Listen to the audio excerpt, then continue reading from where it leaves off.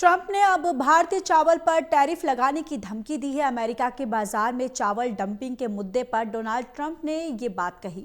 हालांकि अगर ऐसा होगा तो भारत पर इसका क्या असर पड़ेगा, आने वाले दिनों में भी पता चल जाएगा। जिस पर भारतीय किसान यूनियन के प्रदेश अध्यक्ष रतन मान ने कहा कि अमेरिका सरकार की ओर से भारत को बार बार धमकी आती है, टैरिफ लगाने की बात होती है। पिछली बार ये बात कपास पर भी हुई थी और प्रधानमंत्री नरेंद्र मोदी ने कहा था कि हम किसानों के हकों पर डाका नहीं पड़ने देंगे, अमेरिका के दबाव में आकर कोई भी ऐसा समझौता नहीं करेंगे। लेकिन देर सवेरे कपास पर ढील दी गई।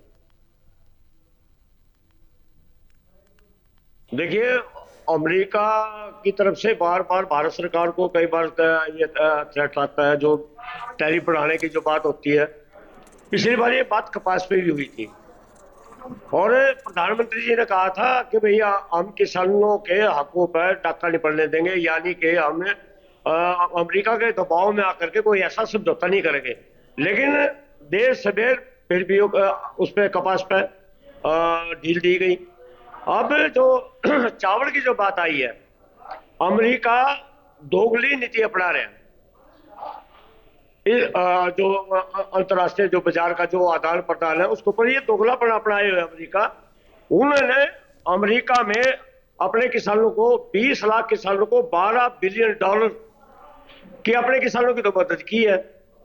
भारत पर बार बार प्रतिबंध की बात करता है, यानी कि दोगली नीति चलने वाली नहीं है। अमेरिका को या अन्य देशों को हमारे एमएसपी से क्या एतराज है? झगड़ा एमएसपी का है ये। और यहाँ मतलब इस तरह के प्रतिबंध लगा करके, इस तरह के और टैक्सों को भारी करके हिंदुस्तान के किसान को बर्बाद करने की ये धमकी है अमेरिका की। हम सरकार से ये बात कहना चाहेंगे कि अपने बाजार को भी पूरी दुनिया में मजबूत बनाए हिंदुस्तान। हम हर स्पर्धा के लिए तैयार है, हर मुकाबले के लिए हम तैयार हैं। हिंदुस्तान का किसान इतना कमजोर नहीं है कि वो दुनिया के मार्केट पर ना टिक पाए।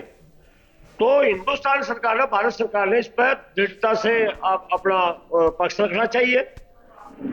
अगर कहीं भारत सरकार दबाव में आई तो यहाँ का चावल उद्योग ही नहीं बल्कि यहाँ का चावल उत्पादक किसान भी बर्बाद हो जाएगा।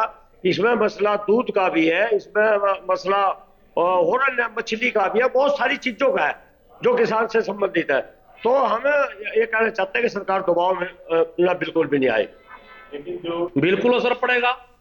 अगर उसने टैरिफ बढ़ाया तो यहाँ के किसान पर, यहाँ की खेती पर वाकई में संकट आएगा और ये बहुत ही गलत है। सरकार को इस पर ध्यान देना चाहिए, क्योंकि पीछे पहले कपास की बात आई थी कि भाई जो समझौता होगा उसमें कुछ तो खेती बाड़ी को बाहर रखेंगे, लेकिन कपास को शामिल कर दिया गया। फिर उसके बाद मक्का की बात आई, मक्का को शामिल कर दिया। अब धान की बात आ रही, तो ऐसा ऐसा तो सारी चीजों पर टैरिफ लगेगा। तो बिल्कुल गलत है, इतना दबाव देना बिल्कुल गलत है। क्या चाहती है अमेरिका की सरकार? अपने किसान को तो इतना प्रोत्साहित कर रही, सब्सिडियां दे रही, सारा कुछ उनका सहयोग कर रही, और यहाँ के किसान को मारने पर तुली हुई है।